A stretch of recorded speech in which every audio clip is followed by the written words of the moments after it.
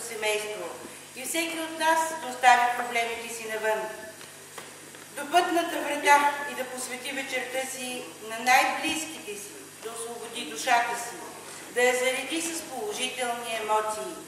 И нека не забравяме, че българското семейство и днес е храм, от който трябва да се учиме на добро.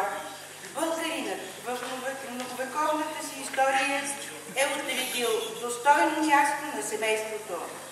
Разделил е ролите на мъжа и жената, така че всяка от тях да е достойна и значима. Децата от своя страна трябва да почитат баща си, да уважават майка си и всички роднини, баба, дядо, братя и сестри.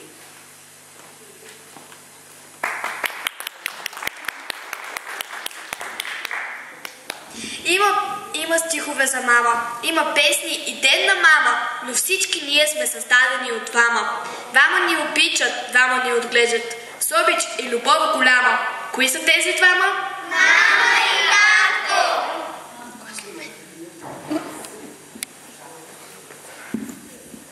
Как обичам да се гушкам я при мама, я при татко, а когато съм послушна, те целуват ме и двама. Слънце ме нарича татко, а мама ясна месечинка. Толкова е мило сладко, че не бързам да порасна. Птицата в гнездото свое пази, рожби го укрили, и моя дом като гнездо е, дава ми любов и сили. Моя татко всичко може, нищо няма да отложи. Пазарува, чисти и помага. Ах, това е истинска отмяна. Мама казва, мъж мечта, баба казва, син скала. А за мене татко е герой, всичко може той. Мамо, мила мам, аз към теб обръщам се сега. Скъпа моя мила мам, чуй от мене те слова. Благодаря ти, мамо, че те имам, за мен ти си незаменима. Благодаря ти, мамо, че си ме родила, ти си мамче моята закрила. Обичам те, чуваш ли, мамо, една едничка си ми сам. Обичам те, майчице свята, по-ценна си от всичко на земята.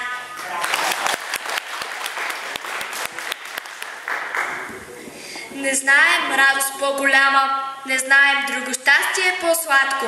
Да те приспива най-добрата мама, да те събужда най-добрият татко. Събудим ли се, мама по челото ни целува и казва: слънце мило. И ние се усмихваме, защото в очите й е слънце зазорило. С най-добрата мама, с най-добрият татко. Денят е светъл, щастието сладко. Щом татко ни покани по челото, шепти: соколче мое, рожбо мила. И ние се усмихваме, защото за нас е той соколова закрила.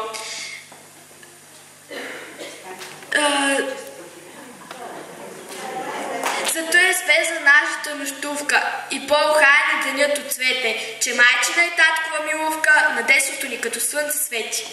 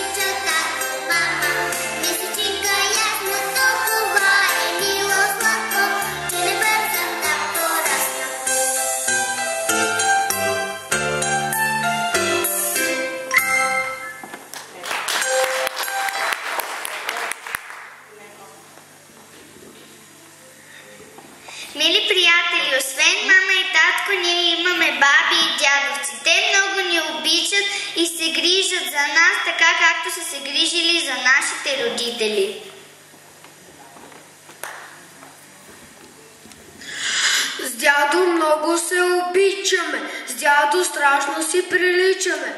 Той Иван и аз Иван, той засмян и аз засмян, той юнак и аз юнак, само аз съм без мустак.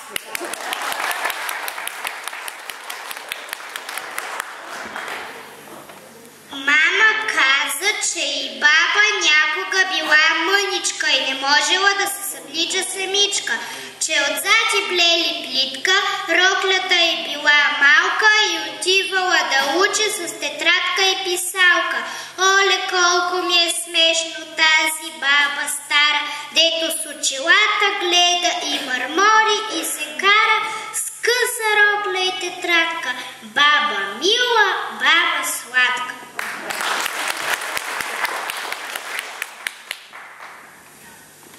Днес е празник много мил, с него Бог ни е благословил. За това ще му благодарим, че семейство ни е надарил. Събрали сме се тук сега по-християнски у дома. Мама вкусна гозба прави, кака сръчно и помага и лъжица и подава. После правят вкусна битка, като слънце в маргаритка. Мажат я с яйчице и пекат я с масълце.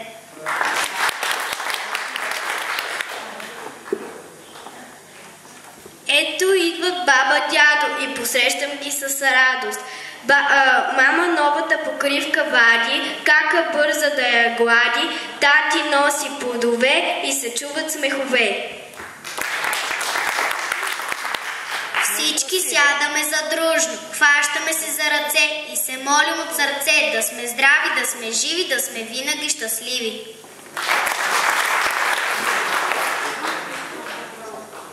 Винаги да сме задружни, да помагаме си в нужда, да сме истински християни и Бог с нас да се похвали.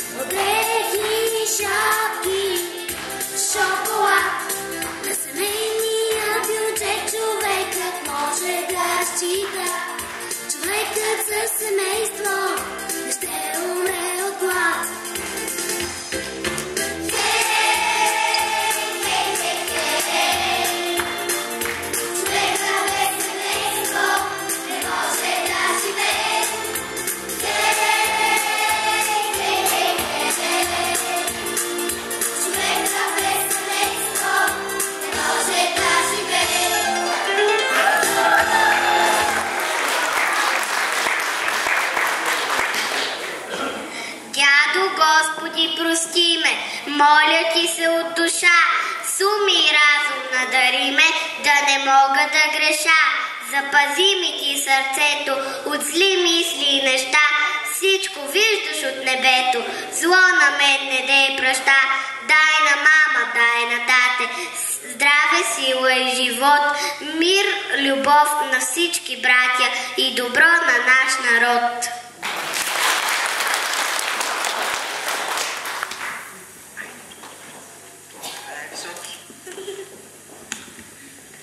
Щастлив семейен живот и разбирателство ви желаем всички деца от село Брестовец, с помощта на които се осъществи този поздрав, пряко от детските души до вашите сърца.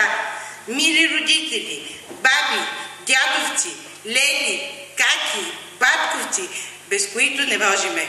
Благославяме ви!